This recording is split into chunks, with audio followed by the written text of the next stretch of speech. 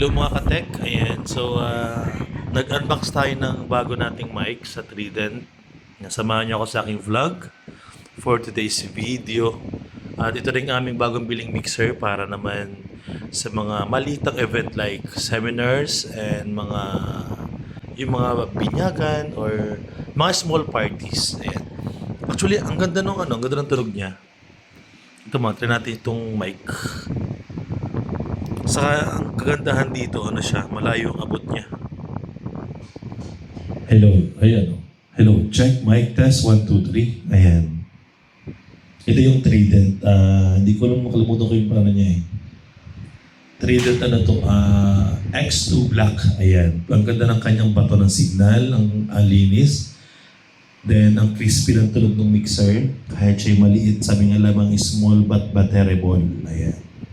Look guys. Ito naman yung ating ating PRX Kevlar 1,200 watts. Ayan, tinatin yung likod. Naka 12 o'clock lang tayo dito. 12 o'clock, ayan. Ito yung ating subwoofers. So sa mga susunod na vlog ko guys, ipapakita ko sa inyo yung setup namin. Kung gano'n siya kaganda tumunog. Ayan, napaka-crispy ng tunog niya guys. Quality. Hindi siya masyadong ma-echo. Ma-feedback.